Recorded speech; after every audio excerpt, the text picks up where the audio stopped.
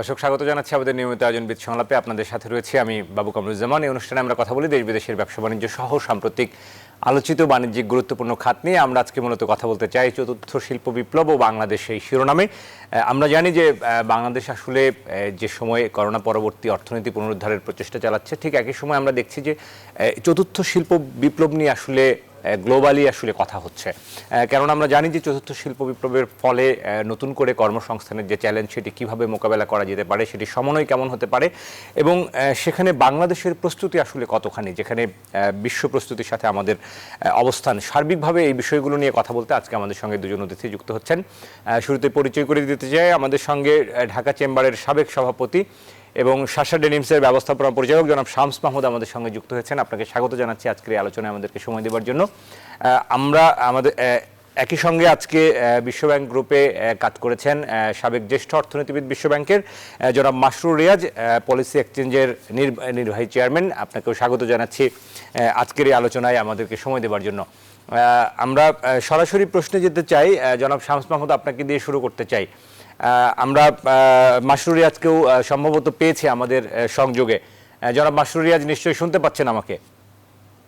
জি, আমি শুনতে পাচ্ছি। অসংখ্য ধন্যবাদ আমাদের এই অনুষ্ঠানে আজকে সময় দেওয়ার জন্য। আমরা শুরুতে যেটি বলছিলাম যে আজকে মূলত কথা বলতে চাই যে চতুর্থ শিল্প বিপ্লব এবং বাংলাদেশ এই শিরোনামে কথা বলবো এবং বাংলাদেশের প্রস্তুতির জায়গা এবং সেখানে আমাদের জন্য যে নতুন চ্যালেঞ্জ আসলে অপেক্ষা করছে। বিশ্ব যখন আসলে পাল্টে যাচ্ছে প্রতিনিয়ত, আমরা সেই বিশ্বায়নের সঙ্গে তাল মিলিয়ে কতখানি প্রস্তুত তা নিয়ে শুনতে চাইবো। আমরা শামস মাহমুদকে আসলে প্রশ্নটি করছিলাম, শামস মাহমুদের কাছে শুনে আপনার কাছে ফিরছি। শামস মাহমুদ, ব্যবসায়ী হিসেবে আপনার কাছ থেকে মূল্যায়ন জানতে চাইবো। আমরা জানি যে বাংলাদেশে কর্মসংস্থানকে সবসময় বলা হয় সবচেয়ে বড় একটি চ্যালেঞ্জ, যেটি আসলে আমরা ক্রমাগতই আসলে ফেস করে যাচ্ছি এবং করোনার সময় আমরা দেখেছি যে কি পরিমাণ মানুষ আসলে ঢাকা শহর ছাড়তে বাধ্য হয়েছে এবং আমাদের বড় জনগোষ্ঠী যখন আসলে অনানুষ্ঠানিক খাতে কাজ করে তখন আমাদের ফর্মাল কর্মসংস্থানের জায়গায় এখন অনেক কাজ করার বাকি। সেই জায়গায় দাঁড়িয়ে সেরকম একটি জায়গা থেকে আবার যখন আমরা চতুর্থ শিল্প বিপ্লব নিয়ে কথা বলি তখন একটি সাংঘর্ষিক পরিস্থিতি দাঁড়ায় কিনা, আপনার মূল্যায়ন জানতে চাইবো জনাব শামস মাহমুদ। জি, ধন্যবাদ আপনাকে। দেখেন, জিনিসটা হলো যে 4R বলতে কি বুঝায়। এখানে টেকনোলজির অনেকগুলো মানে সাবসেক্টরের মতন আছে।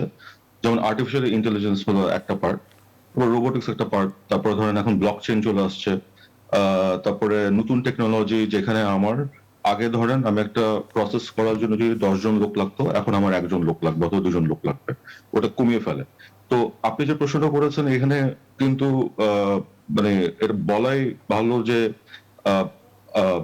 কর্মসংস্থানের দিক থেকে যদি চিন্তা করি, এই 4R যে জিনিসটা আমরা সবসময় যেটা বলি এটা কিন্তু এখানে একটা ইম্প্যাক্ট করবে। আর ধাক্কা নিশ্চয়ই আসবে আমাদের। জি, এখানে এখানে আসবে। কারণ একটা আর আরেকটা জিনিস আমি যেটা বলতে চাই যে 4R টেকনোলজি কিন্তু বাংলাদেশে অলরেডি আমরা ইউজ করছি, স্পেশালি টেক্সটাইল সেক্টরে। টেক্সটাইল সেক্টরে যেমন যে মেশিন গুলো আছে এগুলো কিন্তু ফুললি অটোমেটেড। এখন ফুললি অটোমেটেড। আগে যেখানে আমার ধরেন 2000 লোক লাগতো, এখন কিন্তু আমরা ওই একই জিনিস ধরেন 300 লোক দিয়ে আমরা করতে পারি। তারপর লুমে ধরেন আগে ছিল একটা লুম যখন একটা অপারেটর অপারেট করতো ওখানে 3 জন লোক লাগতো, এখন কিন্তু 5টা লুম 2 জন লোক চালাতে পারে। কারণ ওই মেশিনটাই একটা মেশিন আরেকটা মেশিনের সাথে কথা বলে, মানে ওদের ল্যাঙ্গুয়েজে ওরা কথা বলে সিনক্রোনাইজ করে।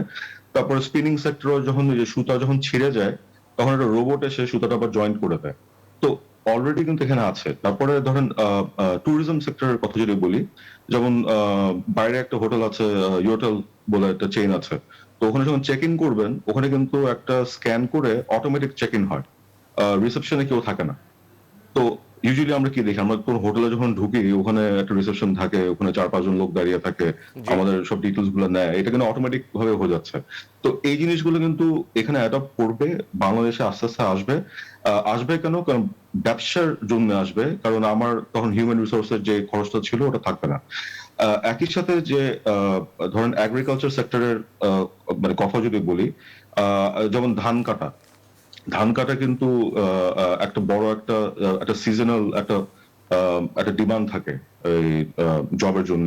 মানে ধরেন মানে ঢাকার বাইরে যেখানে ইয়ে হয় কৃষি কাজে সবাই সংযুক্ত থাকে, তো ওখানেও কিন্তু এখন যেমন অটোমেটেড দিয়ে চলে আসছে। অনেক যন্ত্র চলে এসেছে। হ্যাঁ, মানে একটা মেশিন এসে মানে ধরুন বাংলাদেশের দ্রুত সময় করছি সেটি আমরা করে ওখানে, দিচ্ছে। হ্যাঁ ওখানে একজন পুরোটা ধান কাটা একদিনে করে ফেলতে পারে, যেখানে আগে ধরেন আপনার 3 দিন লাগতো, ধরেন 20 জন লোক কাজ করতো। আর বাইরে যেটা হয়েছে যে ওই জিনিসটা ইভেন মানে অটোনোমাস, ওখানে কোনো ড্রাইভারও নেই, ওখানে জিপিএস দিয়ে স্যাটেলাইট লিংকের সাথে কানেক্ট করে পুরো জিনিসটাই অটোমেটিক করে ফেলে, ট্র্যাক করে ফেলে। তো এই জিনিসগুলো যখন আসবে, তো এই লোকগুলো যারা আগে যে যখন সিজনাল যে কাজগুলো ছিল, তারপরে এখানে যারা সম্পৃক্ত ছিল, এনারা কি করবে? তো এইটাই একটা বড় একটা চ্যালেঞ্জ হয়ে দাঁড়াবে আমাদের জন্য সামনে। আর ইভেন আপনি দেখেন করোনার মধ্যে যে কন্ট্যাক্টলেস পেমেন্ট, তারপর কন্ট্যাক্টলেস যে সিস্টেম গুলো যেগুলো আমরা ব্যবহার করছি, এখানে কিন্তু আগে কিন্তু কেউ এসে ধরেন আমার ডিটেলস নিয়ে একটা কিউতে দাঁড়িয়ে আছে, টোকেন নাম্বার দিত, ইয়ে করতো, তারপরে ধরেন আমার পেমেন্ট করলো, একটা রেজিস্ট্রে গিয়ে আমরা টাকা দিতাম, ওটাও কিন্তু এখন কন্ট্যাক্টলেস চলে যাচ্ছে। তো এগুলো সবকিছুই কিন্তু এটা মানে ব্লেন্ডেড ভাবে যখন আসে 4IR আমরা এটাকে বলে থাকি। নিশ্চয়ই আমরা শামস মাহমুদ আপনার কাছে আরো বিশ্লেষণ জানতে চাইবো, এই বিষয়ে আমরা আরো বিস্তারিত কথা বলতে চাই। আমাদের সঙ্গে মাসরুর রিয়াজ রয়েছেন, পলিসি এক্সচেঞ্জের চেয়ারম্যান এবং সাবেক জ্যেষ্ঠ অর্থনীতিবিদ, বিশ্বব্যাংক গ্রুপ। আপনার কাছে আসলে জানতে চাইবো যে এই যে শামস মাহমুদ যে বলছিলেন 4IR নিয়ে অনেকগুলো বিশ্লেষণ করছিলেন, কিন্তু একই সঙ্গে আমার যে কনসার্নের জায়গা বা বাংলাদেশের কনসার্নের জায়গা আসলে কোনটি হওয়া উচিত, আপনার কাছে মূল্যায়ন জানতে চাইবো সার্বিকভাবে। মাসরুর রিয়াজ। ধন্যবাদ। এটা খুবই একটা গুরুত্বপূর্ণ আলোচনার বিষয়, আলোচনার অবতারণা করেছেন। শামস মাহমুদ সাহেব খুব যথার্থই বলেছেন যে ফোর্থ ইন্ডাস্ট্রিয়াল রেভলিউশন 4IR, এই যে ওয়েভটা, এটা কিন্তু অলরেডি বাংলাদেশে চলে এসছে ইন টার্মস অফ অপরচুনিটি, চলে এসছে ইন টার্মস অফ রিস্ক বা থ্রেট, এবং in terms of applied practice, তিন ভাবেই চলে এসছে। আচ্ছা, এখন আমি কেন বলছি যে অপরচুনিটি, থ্রেড এবং অ্যাপ্লাইড প্র্যাকটিস? তো অ্যাপ্লাইড প্র্যাকটিসের কথাটা শামস মাহমুদ সাহেব বলেছেন। আমাদের পার্টিকুলারলি রেডিমেড গার্মেন্ট সেক্টর, যেটা আমাদের মূল manufacturing sector as well as আমাদের এক্সপোর্ট সেক্টর, সেখানে কিন্তু বড় ফ্যাক্টরি গুলো বা মানে লার্জ যে আরএমজি এক্সপোর্টার্সরা আছে, তারা কিন্তু বিভিন্ন ধরনের মানে technology, not only automation, basic automation তো বটেই, তার উপরেও রোবোটিক্স এবং অন্যান্য কিছু টেকনোলজি ব্যবহার করছেন, যেগুলো ফোর্থ ইন্ডাস্ট্রিয়াল রেভলিউশন বা 4IR এর যে এলিমেন্টস গুলো, সেগুলো সেখানে দেখা যাচ্ছে। এখন এইটা করা ছাড়া কি আমাদের উপায় আছে? উপায় নেই, দু তিনটি কারণে। একটা হলো কোভিড এর কারণে দেখা যাচ্ছে আপনার আন্তর্জাতিক যে সাপ্লাই চেইন এবং production system, international production system, সেখানে কিছু চেঞ্জ আসছে। সেটাতে একটা চেঞ্জ হলো আপনার নিয়ার শোরিং, যেগুলো আপনার গ্লোবালাইজেশনের কারণে যেখানে সবচেয়ে এফিশিয়েন্টলি এবং কম দামে ভালো কোয়ালিটিতে বানাতে পারতো, সেটা যত দূরেই হোক মার্কেট থেকে, তারা সেখান থেকে বানিয়ে আনতো, রাইট? যেমন ইউনাইটেড স্টেটস আমাদের বাংলাদেশ থেকে কাপড় নিচ্ছে, জার্মানি কাপড় নিচ্ছে। কিন্তু এখন একটা ট্রেন্ড দেখা যাচ্ছে, শুধু অ্যাপারেল সেক্টরে না, অন্যান্য সেক্টর যেগুলো আপনার সোর্সিং করতে দূরবর্তী অঞ্চল থেকে পৃথিবীর, নিয়ার শোরিং। তার মানে হচ্ছে যে এই সাপ্লাই চেইন রিস্ক কমানোর জন্য, লজিস্টিক্স কস্ট কমানোর জন্য এখন জার্মানি চিন্তা করছে আমরা কি টার্কি থেকে আনতে পারি নাকি, ইউনাইটেড স্টেটস চিন্তা করছে আমরা কি মেক্সিকো থেকে আনতে পারি নাকি। সো দেশের ভিতরে হয়তো তারা এখনো কস্ট কম্পিটিটিভ, মার্কেট বেসড যে কস্ট কম্পিটিশন তাদের দরকার, সেই অনুযায়ী বানাতে পারছে না, কিন্তু দেশের বর্ডারের কাছাকাছি কোনো জায়গা থেকে বানিয়ে আনতে পারছে নাকি। এখন বানিয়ে আনতে পারা সম্ভব তাদের জন্য, দামটা একটু বেশি পড়বে।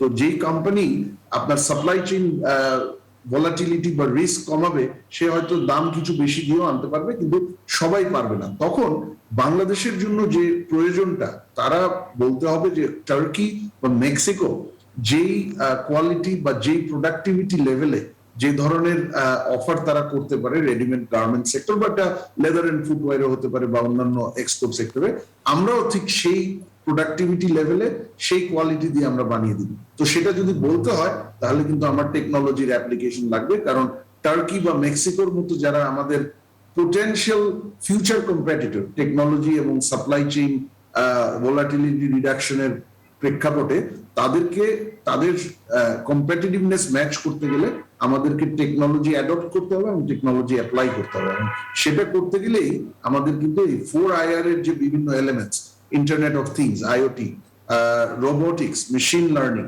বিগ ডেটা অ্যানালিটিক্স, এগুলো কিন্তু আমাদের অ্যাপ্লাই করতে হবে। এগুলো কিছু আমাদের এসেছে বড় বড় কিছু গার্মেন্ট এক্সপোর্টারদের মধ্যে, কিন্তু এটাকে আরো অনেক বেশি মেইন স্ট্রিম বা ছড়িয়ে দিতে হবে আমাদের এই সেক্টরে। কিন্তু শুধু রেডিমেড গার্মেন্টসে করলেই কিন্তু এটা হবে না।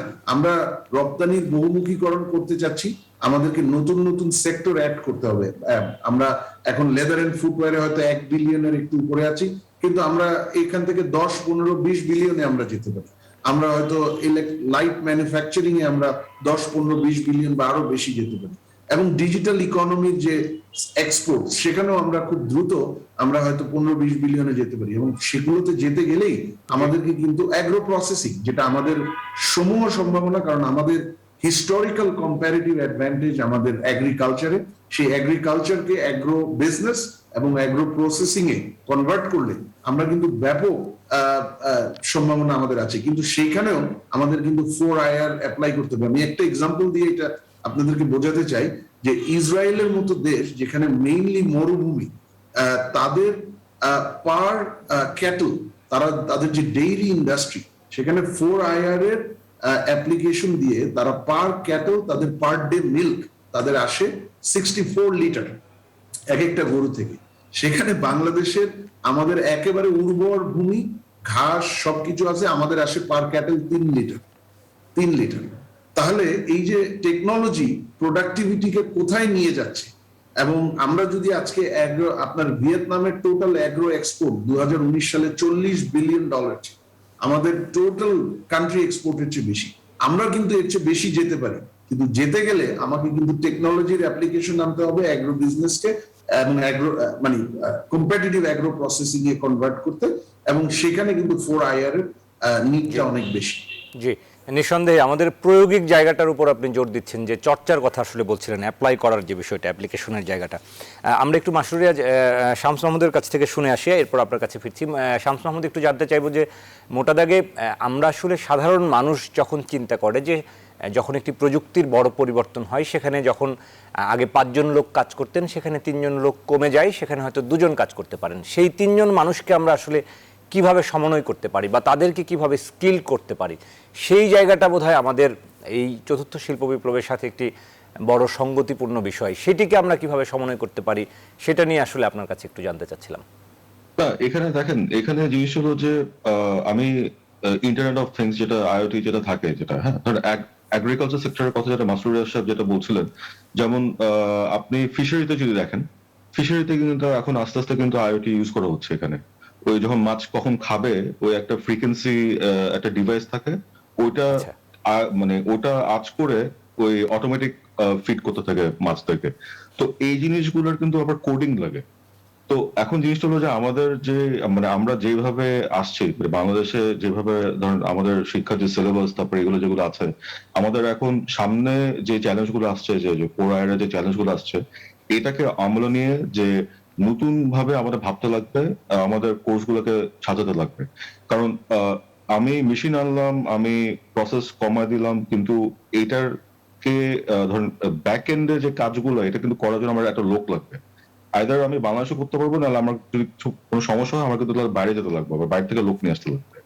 তো এইখানে আমার মনে হয় যে একটা অপরচুনিটি আছে, যে ধরেন আপনার কোডিং, তারপরে ব্লক চেইনের উপর স্পেশালাইজ করা। আর ব্লক চেইন কিন্তু কোডিং এর উপরেই অনেক কিছু হয়, মানে তো ওইসব জায়গায় আমার মনে হয় যে একটু মনোযোগ দেওয়া উচিত। আর একই সাথে যেটা হলো যে এন্টারপ্রেনিউরশিপ ডেভেলপমেন্ট, যেটা আমরা সবসময় বলি, কারণ আমি যদি ধরেন আপনার মাস্টার সাহেব যে এক্সাম্পলটা দিল, আমরা যদি এইসব টেকনোলজি ইন্ট্রোডিউস করে, মানে এখন তো খামার তো আছেই বাংলাদেশে, তো ওনাদেরকে যদি আমরা এই প্রযুক্তির আয়ত্তে যদি নিয়ে এসে যদি ওনাদেরকে ট্রেন করে যদি বেটার ইল্ড কেমনে করে পাবে, আউটপুট কেমনে করে পারবে, আমরা যদি ওটা করতে পারি, তখন কিন্তু এক্সিস্টিং যারা কর্মরত আছে, ছোট ছোট যে মাইক্রো ফার্ম, তারপর ছোট ছোট স্কেলে যে ইয়েতে কাজ করছে, ওনারা কিন্তু আউটপুটে এটার বেনিফিটটা পাবে। তখন লোকাল মার্কেটও বিক্রি করতে একটা বড় একটা ইয়ে হবে। কিন্তু সমস্যা যেটা হবে, যেটা অলরেডি আছে, আমাদের যে এই ধরেন স্কুল থেকে এখন যারা বের হয়ে আসছে, এদের কর্মসংস্থান আপনি কেমনে করে এনশোর করবেন, এই জায়গাটা একটা বড় চ্যালেঞ্জ হয়ে দাঁড়াবে। নিশ্চয়ই। এটা নিয়ে মানে আমরা অনেক কথা বলি, থিওরিটিক্যাল অনেক কিছুই বলতে পারি, কিন্তু প্র্যাকটিক্যালি এটা কিভাবে এনশোর করতে মানে করতে লাগবে। ওটা নিয়ে আমাদের এখন থেকে ভাবতে লাগবে। যেমন একটা আছে যে মানে যেটা দেখা গেছে যে ধরেন ইটলি, আমি ইটলির একটা এক্সাম্পল দিই। ওখানে একটা ফ্যাক্টরি আছে মারুতার, একটা ফ্যাক্টরি আছে, ওনারা স্পিনিং মেশিন বানায়। ওই ফ্যাক্টরিতে সব রোবটস। আপনি যখন ঢুকবেন ওখানে এন্টার ফ্যাক্টরিতে 6 জন মানুষ, কিন্তু সব রোবটসরাই সব কাজগুলো করে। এখন তো আমি তখন জিজ্ঞেস করলাম যে এখানে যে আগে যারা কাজ করতো, কারণ ওখানে একসময় 800 জন কাজ করতো, আচ্ছা 800 মানুষ কাজ করতো, ওটা এখন সব রোবটরা করছে। ওনারা কি করছে? তখন বললো যে ওনারা টার্সিয়ারি সেক্টরে সার্ভিস ইন্ডাস্ট্রি চলে গেছে। আহ, ধরেন এই যে ব্যাক এন্ড সাপোর্ট দেওয়া, কোডিং করা, প্রোগ্রামিং করা। আবার অনেকজন কিন্তু ওই শহর ছেড়ে বাইরে চলে গেছে, নিশ্চয়ই অন্য দেশগুলোতে চলে গেছে ওদের স্কিল সেট গুলো নিয়ে। তো ওখানে কিন্তু সমস্যা হচ্ছে।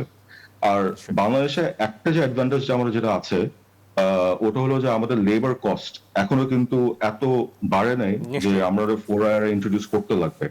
কিন্তু এখানে আবার কিছু রেগুলেটরি কিছু প্রবলেম আছে। যেমন ইপিজেড এ আপনি গতকালের নিউজ পেপার যদি দেখেন, জাপানিজ ইনভেস্টরের একটা প্রশ্ন উঠেছে যে 10 ইপিজেড এর মধ্যে আপনার একটা ল আছে যে 10% ইনক্রিমেন্ট প্রত্যেক বছর দিতে লাগে। প্রত্যেক বছর আমার 10% ইনক্রিমেন্ট দিতে লাগে স্যালারিতে। তো আমি যদি প্রত্যেক বছর যদি স্যালারি 10% ইনক্রিজ করতে থাকে, একটা পর্যায়ে গিয়ে কিন্তু যেটা হবে যে আমার বিজনেস কিন্তু ভায়াবল হবে না। মানে মানে আমি ধরেন ব্যবসার ক্ষেত্রে আমি ব্রেক ইভেন করতে পারবো না, আমি মুনাফা করতে পারবো না। তখন আমি কি করব? তখন কিন্তু আমি এই টেকনোলজি কিন্তু I will be forced to introduce এইসব টেকনোলজি, যেখানে আমার জি মানুষের সংখ্যা কমাতে লাগবে। তো এই জিনিসটা রিকনসাইল কেমনে করবেন, এখানে মানে পলিসির ব্যাপার আছে। নিশ্চয়ই তারপরে সামনে যে চ্যালেঞ্জ গুলো আসবে এগুলো নিয়ে, এগুলো সবকিছু নিয়ে আমাদের আসলে মানে ঠিক করে বসে একটা স্ট্র্যাটেজি নিতে লাগবে যে নিশ্চয়ই কি আসলে করতে। নিশ্চয়ই মাসুর রিয়াজ, ছোট করে এই বিষয়ে আপনার মন্তব্য জানতে চাইবো। যে বিষয়টি শামস মাহমুদ বলছিলেন যে এই যে মানুষের সাথে মেশিনের সমন্বয় করা, অর্থাৎ মানুষকে আবার অন্য কোনো কাজে তাকে দক্ষ করে তোলা, সেই জায়গাটা ছোট করে বললে এরপর আমরা একটু বিরতিতে যেতে চাই।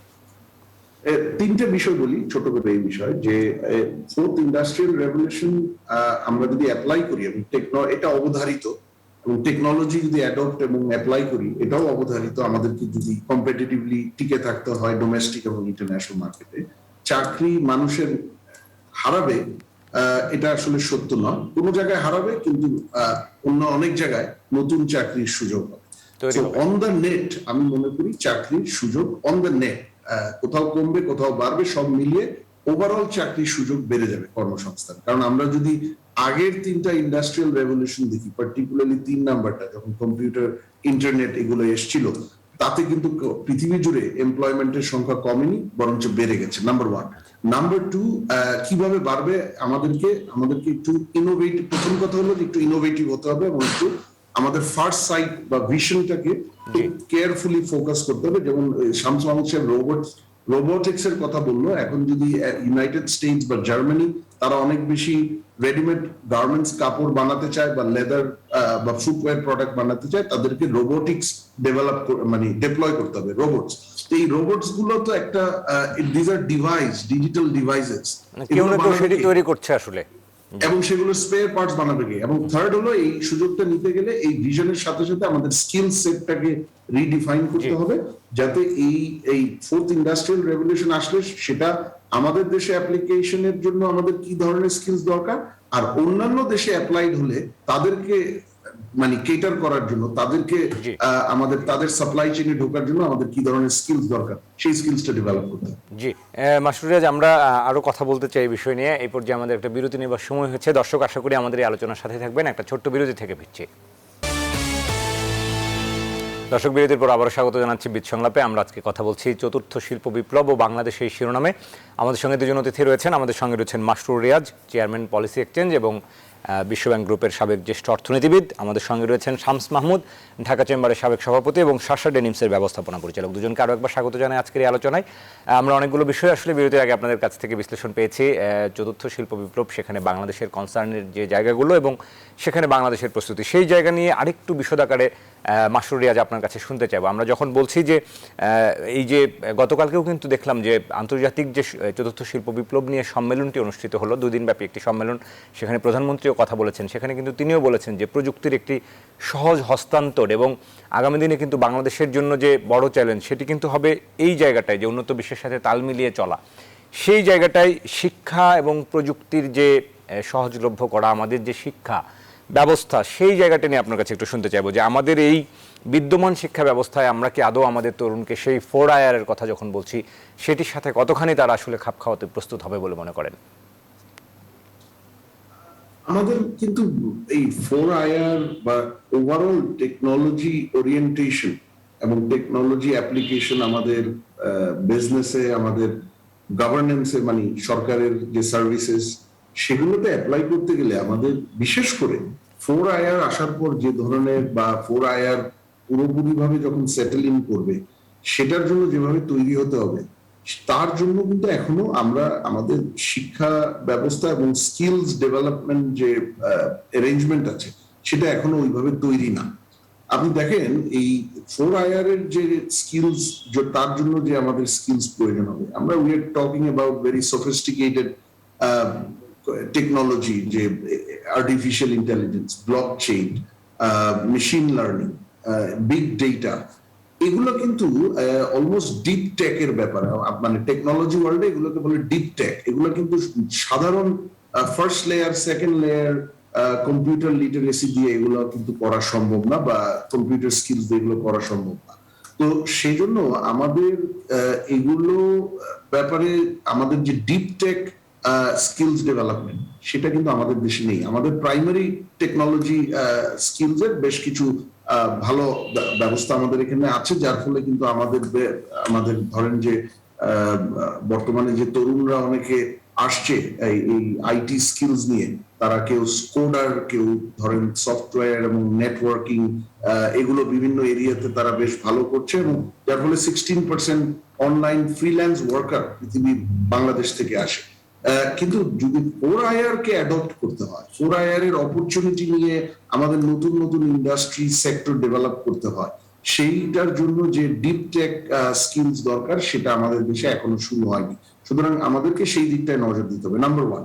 নাম্বার 2, আমাকে যদি ডিপ টেক এবং টেকনোলজি লিটারেসি এবং জেনারেল পপুলেশন এই দুটাই বাড়াতে হয়, তাহলে কিন্তু আমার যে জেনারেল এডুকেশন সিস্টেম সেটাকেও ঢেলে সাজাতে হবে। এবং আমাদের জেনারেল এডুকেশন সিস্টেমে বেশ কিছু সাফল্য আছে আমাদের অ্যাক্সেস বাড়ানোতে, যে এডুকেশনের লিটারেসি রেট কোয়ালিটির জায়গায় মনে হয় এখনো আমরা অ্যাসিওর করতে পারিনি। কিন্তু আমরা কোয়ালিটিতে এখনো এশিওর করতে পারিনি, নাম্বার 1। আর কোয়ালিটি যদি আমরা এশিওর করতে না পারি, তাহলে জেনারেল এডুকেশনের উপর ভিত্তি করে যে স্পেশালাইজড স্কিলস ডেভেলপমেন্টে যাওয়া হবে, সেটাতে তার জন্য কিন্তু আমাদের যারা গ্র্যাজুয়েটসরা, স্কুল গ্র্যাজুয়েট হোক আর বিশ্ববিদ্যালয় গ্র্যাজুয়েট হোক, তাদের সেই কম্প্যাটিবিলিটিটা সেটা কিন্তু তৈরি হবে না। সুতরাং আমাদেরকে এই 4IR এর জন্য যে ধরনের স্কিলস এবং রিস্কিলিং প্রয়োজন, তাকে মাথায় রেখে আমাদের একেবারে বেসিক এডুকেশন সিস্টেমটাকে, বিশেষ করে আপনার high school education, tertiary education এবং vocational skills development programme, and তার সাথে সাথে স্পেশালাইজ স্কিলস ডেভেলপমেন্ট প্রোগ্রাম, এটার একটা ইন্টিগ্রেটেড অ্যাপ্রোচ নিতে হবে। জি, নিশ্চয়ই এটি প্রয়োজন। একেবারে ছোট করে আপনার কাছে শেষ বক্তব্য শুনতে চাইবো, এরপর আমরা শামস মাহমুদের কাছে যাব। যে আপনার মনে আছে হয়তো যে ওয়ার্ল্ড ইকোনমিক ফোরাম 2020-তে এরকম একটি সার্ভে দিয়েছিল, তারা রিপোর্ট দিয়েছিল যে 80 কোটি মানুষ আসলে তারা এই 4IR এর কারণে দক্ষতার অভাবে আসলে তারা চাকরি হারাতে পারেন। এটা গ্লোবালি, সারা বিশ্বব্যাপী। সেই জায়গাটি নিয়ে একটু বলবেন কিনা, যে সেই জায়গায় আপনি অবশ্য বলছিলেন যে সেখানে আবার চাকরির নতুন নতুন দরজাও উন্মুক্ত হবে নিশ্চয়ই। সেক্ষেত্রে বাংলাদেশের জন্য একটু কোন বিষয়গুলোর প্রতি নজর দেওয়া বা প্রস্তুত থাকা যে এই জায়গাগুলোতে কাজ করা? এইটার কিন্তু আমাদের শুরু করতে হবে একেবারে আমাদের যে ওভারঅল যে গ্রোথ ড্রাইভার্স কি হবে সেখান থেকে, যে বিশ্বের যে ট্রেন্ড, আপনার বিজনেস এনভায়রনমেন্টের এবং ইন্ডাস্ট্রিয়াল যে ট্রেন্ড, সেই ট্রেন্ড এবং টেকনোলজি এবং অন্যান্য যে সেখানে ডিটারমিনেন্ট আছে, টেকনোলজির সাথে সাথে কিন্তু আমরা যেটাকে বলি ESG, এনভায়রনমেন্টাল, সোশ্যাল এবং গভর্নেন্স ইনক্লুডিং কোয়ালিটি, তার ভিত্তিতে কিন্তু আগামী দিনের ব্যবসা বাণিজ্য এবং অপরচুনিটি নির্ধারিত হতে যাচ্ছে, যে পৃথিবীতে কোন দিকগুলো, কোন সেক্টরগুলো, কোন ধরনের প্রোডাক্টস এবং সার্ভিসেস গুলো পৃথিবীতে আগামী 10, 20, 30 বা 50 বছরে যার আপনার ডিমান্ড বাড়তে যাচ্ছে। তা আমাদেরকে সেইখান থেকে কিন্তু শুরু করতে হবে যে ফিউচারিস্টিক একটা আউটলুক, এবং সেই ফিউচারিস্টিক আউটলুকে বাংলাদেশের অপরচুনিটি এবং রিকোয়ারমেন্টস দুটোই কোন জায়গায় আছে। সেখানে যদি আমরা দেখি যে পৃথিবীতে ধরেন 2050-এর মধ্যে 60% বেশি লোক আরবান পপুলেশনে পরিণত হবে। পৃথিবীতে আপনার ক্লাইমেট চেঞ্জের কারণে আপনার ফুড প্রোডাকশন এখন যা আছে তার তুলনায় আপনার প্রপোর্শনেটলি আরো অনেক বাড়িয়ে দিতে হবে। তা আমি একটা এক্সাম্পল হিসেবে বলছি, তার মানে কি, তার মানে দেখা যাচ্ছে যে প্রসেস ফুডের ডিমান্ড অনেক বেড়ে যাচ্ছে আগামী 30 বা 40 বছরে। আবার আমরা দেখছি যে গ্রিন ইকোনমির আপনার প্রসার ঘটতে যাচ্ছে। সেই green finance, green products, green technology, green transportation, এগুলোকে মাথায় রেখে কিন্তু আমাকে গ্রোথ ড্রাইভার আগে ঠিক করতে হবে যে বাংলাদেশের আগামী 3 বা 4 বা 5 দশকে আমার কোন সেক্টর গুলো, সেটা ম্যানুফ্যাকচারিং হোক, সার্ভিসেস হোক, লজিস্টিক্স হোক, যেগুলো বাংলাদেশের অপরচুনিটি এবং রিকোয়ারমেন্ট, এবং সেই সেক্টর গুলোতে আমাদের রিকোয়ারমেন্টস কি, স্কিলস অনুযায়ী, এবং সেখানে কম্পিটিটিভলি এক্সপোর্ট মার্কেট বা ইন্টারন্যাশনাল মার্কেটে অপারেট করতে গেলে আমার সেই স্কিলস এবং রিস্কিলিং এর প্রয়োজনীয়তা কি, সেটার সাথে আমাকে লিঙ্ক করতে হবে। নিশ্চয়ই, এবং সেখানে আসলে আমার ডাইভার্সিফাইড করার কথা যেটি বলছিলেন যে সেটা করা। জনাব মাসরুর রিয়াজ, অসংখ্য ধন্যবাদ আপনাকে। আমরা শামস মাহমুদের কাছে একটু শুনতে চাইবো। শামস মাহমুদ, এই একই বিষয়ে আপনার কাছে আসলে জানতে চাইবো যে আমাদের আসলে এই যে ডাইভার্সিফিকেশন, এটিও আসলে চতুর্থ শিল্প বিপ্লব মোকাবেলার জন্য এক ধরনের আগাম প্রস্তুতির প্রয়োজন কিনা, যে আমাদের পণ্যের বহুমুখী করা এবং সেই পণ্যগুলো সম্ভাবনাময় পণ্য, যেটি মাসরুর রিয়াজ বলছিলেন যে চিহ্নিত করা, সেই জায়গাগুলো নিয়ে একটু দীর্ঘমেয়াদী নীতি পরিকল্পনা, দীর্ঘমেয়াদী চিন্তা। জি, ডেফিনেটলি। আপনার একটা জিনিস যেটা মানে এই ফোরার কিন্তু ভয় পাওয়ার কিছু নাই। হ্যাঁ, মানে আমরা যেভাবে বলি যে এটা ডুমসডে সিনারিওর মতন, যে ধরেন আপনার এই অসুবিধা হবে, অসুবিধা হবে, কর্মসংস্থান কমে যাবে, কিন্তু এটার যে পজিটিভ দিকগুলা ওইটা আমি একটু বলতে চাই। যে একটা হলো যে যেমন ওই যে আপনার এগ্রিকালচার সেক্টরে বাংলাদেশের মেইন সমস্যাটা কি, আমরা যখন ধরেন ইভেন শ্রিম্পের কথা যদি বলি, আমি শ্রিম্প কাল্টিভেশনের কথা বলি, শ্রিম্পের যেমন এই সাবসেক্টরে আপনার এক্সপোর্টের ক্ষেত্রে আগে ফ্যাক্টরি ছিল 180টা ফ্যাক্টরি ছিল বাংলাদেশে, এখন কিন্তু এটা কমে চলে আসছে 40টার মধ্যে অপারেশনাল, বাকি কিন্তু সবগুলো বন্ধ হয়ে গেছে এখন। কারণ আপনার যেটা হয়েছে যে ইল্ড যেটা আমি চাষ করে 1 হেক্টর জমিতে যা পাই, ওটা কিন্তু অনেক কমে যাচ্ছে, আস্তে আস্তে দিনকে দিন কমে যাচ্ছে। এই 4R যে টেকনোলজি যেটা আছে, যে স্যালিনিটি অফ ওয়াটার, হ্যাঁ, এগুলা কিন্তু আইওটি মানে ওই এআই, আর্টিফিশিয়াল ইন্টেলিজেন্স দিয়ে কিন্তু এখন ইল্ড বাড়ানো সম্ভব হয়ে গেছে। তো যে সেক্টর গুলো আমরা দেখছিলাম যে আমাদের কম্পিটিটিভ অ্যাডভান্টেজ আমরা হারিয়ে ফেলছিলাম, এটা কিন্তু এই টেকনোলজি ইউজ করে কিন্তু আবার ফেরত পেয়ে আবার এক্সপোর্টের আমরা আবার আগে যে জায়গায় ছিলাম ওখানে যেতে পারবো। তো একই সাথে মাসুদ সাহেব যে এক্সাম্পল দিল যে ধরেন ক্যাটল ফার্মিং এ দুধের যে ইল যেটা, ওটাও কিন্তু বাড়ানো সম্ভব এখান থেকে। তারপরে আবার একই সাথে ধরেন আপনার আমি যদি ইভেন ওই ফ্রুটস মার্কেট আমি যদি ওটাও যদি দেখি, ওখানেও কিন্তু মানে কখন আমার ওষুধ দিতে লাগবে, গাছের কি অবস্থা, মানে ওটাকে মানে এক্সেসিভ ওষুধ দিচ্ছি নাকি, এগুলো কিন্তু এই ডাটাগুলো কিন্তু কালেক্ট করে যে ছোট ছোট সেন্সর থাকে, ওরাই বলে দেয় যে এখন পানি দেওয়ার সময়, অটোমেটিক ওনারাই করতে থাকে। তখন যেটা হয় যে ওই ইলটা বেড়ে যায়।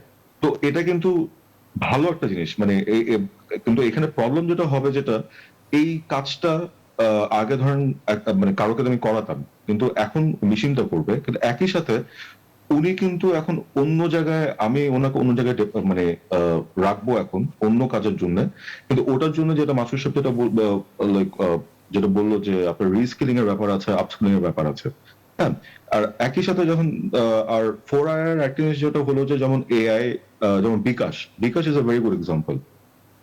আমি আগে টাকা যখন ট্রান্সফার করতাম তখন অনেক কোথাও গিয়ে আমার করতে লাগতো, এখন কিন্তু আমার ন্যাশনাল আইডি কার্ড দিয়ে আমি নিজেই ভেরিফিকেশন করে করতে, এটাও কিন্তু একটা 4R এর একটা পার্ট, একটা একেবারেই ঘরে বসে হাতের মুঠোই চলে আসে, ঘরে বসে আপনি করতে পারছেন। হ্যাঁ, তো সুবিধা এই আমরা যারা থাকি বা আমরা যারা বাংলাদেশে আছি, এই সার্ভিস ইন্ডাস্ট্রিতে কিন্তু আমরা এই 4R এর জন্য কিন্তু অনেক কিছু সুবিধা পাবো আমরা।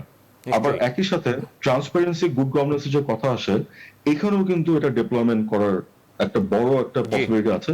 যেমন ধরেন আমি একটা ন্যাশনাল আইডি কার্ড দিয়ে একটা বাসা কিনলাম, আমি ওটা ট্যাক্স ফাইলে শো করলাম না, একটা গাড়ি কিনলাম, শো করলাম না, ব্যাংক অ্যাকাউন্ট আছে শো করলাম না। জি কিন্তু যখন এআই আপনি যখন এখানে ইমপ্লিমেন্ট করবেন, কোন সফটওয়্যার যখন ইমপ্লিমেন্ট করবেন, সহজেই সেটি ধরা সম্ভব। ঘুরতে ঘুরতে সবকিছু ডাটা পুল করে উনি কিন্তু রেড ফ্ল্যাগ করে দেবে যে এই ব্যক্তি, মানে ধরেন 90% যদি আমি মিস ইনফরমেশনও দিই, 80% ইনফরমেশন কাছাকাছি আছে, জি এই ফাইলটা চেক করেন। তো এখানে কিন্তু গুড গভর্নেন্স এর জিনিস চলে আসে। কিন্তু মেইন যে সমস্যা যেটা আমাদের, ওটা হলো আমাদের রিস্কিলিং যেটা করতে লাগবে, ওটা এখনো কিন্তু আমরা কংক্রিট ভাবে কোনো পিছিয়ে আছি পলিসি আসলে। এখনো পাইনি আমরা। জি শামস, জি আমরা আমরা আরো কথা বলতে চাই আপনার সাথে। আমাদের আরেকটা ছোট্ট বিরতি নেবার সময় হয়েছে, ফিরে এসে আরো কথা বলবো। দর্শক, আশা করি বীজ সংলাপের এই আলোচনার সাথে থাকবেন। দর্শক, আরো একবার স্বাগত জানাচ্ছি বীজ সংলাপে। আমরা কথা বলছি চতুর্থ শিল্প বিপ্লব ও বাংলাদেশ এই শিরোনামে। আমরা আমাদের সঙ্গে ছিলেন মাসরুর রিয়াজ, তিনি ব্যস্ততার কারণে কিছুক্ষণ আগে বিদায় নিয়েছেন। আমাদের সঙ্গে রয়েছেন Dhaka chamber of industry DCCI এর সাবেক সভাপতি এবং শাসা ডেনিমসের ব্যবস্থাপনা পরিচালক জনাব শামস মাহমুদ। শামস মাহমুদ, আমরা অনুষ্ঠানের শেষ ভাগে রয়েছে। আপনার কাছে আর দু একটি বিষয় সংক্ষেপে জানতে চাইব।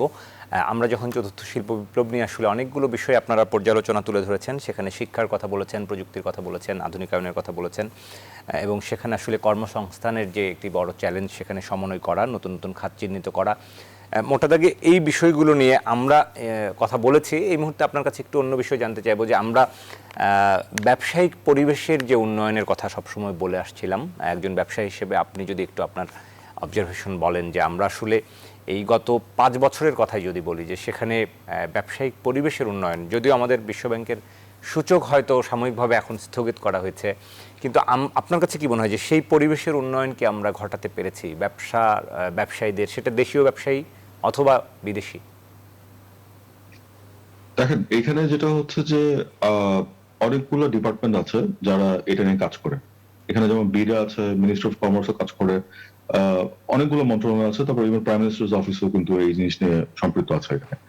তো আমরা সবসময় যেটা লক্ষ্য করি যে টপ যারা থাকে, যারা মানে নীতি নির্ধারক যারা, ওনারা কিন্তু মানে সবসময় আন্তরিকতা দেখিয়েছে। তারপরে ওনারা কিভাবে বাংলাদেশে এফডিআই আনা, এসব ব্যাপারে অনেক সহযোগিতা, যে যা চেয়েছে সবকিছু কিন্তু দেওয়া হচ্ছে। ইনফ্যাক্ট ইনসেন্টিভের ব্যাপারও ইউজুয়ালি যেটা করা হয় যে বাইরে যারা থাকে, বাইরের কোম্পানিদেরকে ইনসেন্টিভ একটু কম দেওয়া হয়, লোকাল যারা যে কোম্পানিগুলো থাকে ওনাদেরকে ইনসেন্টিভ বেশি দেওয়া হয়।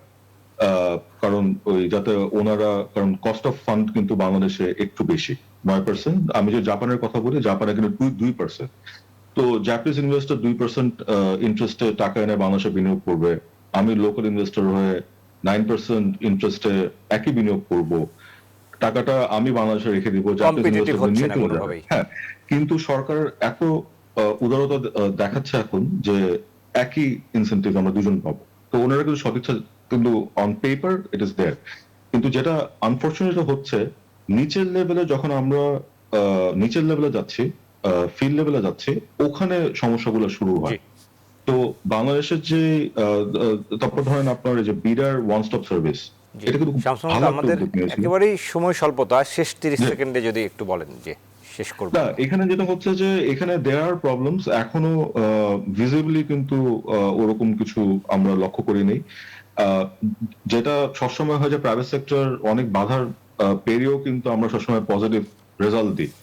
তো যখন পজিটিভ রেজাল্ট যখন দিই, যেমন ব্যাংকের ইন্টারেস্ট রেট 6% ফিক্স করা হয়েছে, ওয়ার্ল্ডে কিন্তু কোথাও এরকম central bank deposit rate fix করতে পারে না, কিন্তু তারপরে কিন্তু ব্যাংকরা মুনাফা করছে। তো ওরা মুনাফা করা মানে না যে খুব ভালো একটা পলিসি হয়েছে। জি, শামস মাহমুদ, অসংখ্য ধন্যবাদ আপনাকে আমাদের এই আলোচনায় আজকে সময় দিয়েছেন। দর্শক, বীজ সংলাপ আমরা আজকের মতো এখানে শেষ করছি। আগামীকাল আবারও দেখা হবে নতুন অতিথির সাথে। ভালো থাকুন, সুস্থ থাকুন, নিরাপদে থাকুন।